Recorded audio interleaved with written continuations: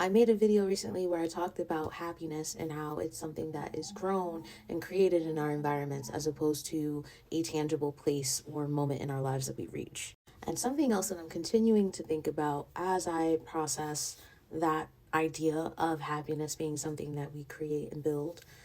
it also makes it more likely that the happy life that you build for yourself is less able to be impacted by the things that are going on externally. That's not to say that you are not going to be sad, upset, angry at the various circumstances that may go on in your life. I mean, so much of the human experience is grief and loss and terrible things happening alongside the very good things. But you will get to a place where, but when it comes to the daily things that bother us and upset us, the things that happen in our life that are unfortunate,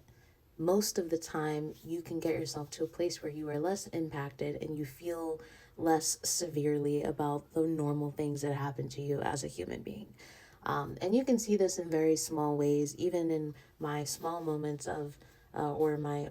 more recent experiences, I guess I should say, of practicing gratitude and being intentional about noticing the things in my life that I have reason to be joyous for, is I find myself getting less angry or irritated about inconveniences. Talking about the everyday inconvenience in terms of, you went down to the post office or the DMV and you ended up spending 4 hours there. Some guy in the street like tries to catcall you and like calls you out your name or something like that. Just the unfortunate experiences that I think many of us have a tendency to kind of let rule over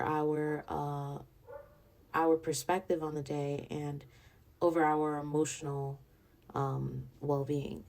And I think when you practice building a happy life and a happy environment for yourself, you are less likely to be so severely impacted by things like that.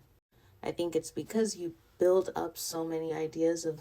what makes you feel happy and joyous that there is nothing externally that could take away from what is already part of your foundation.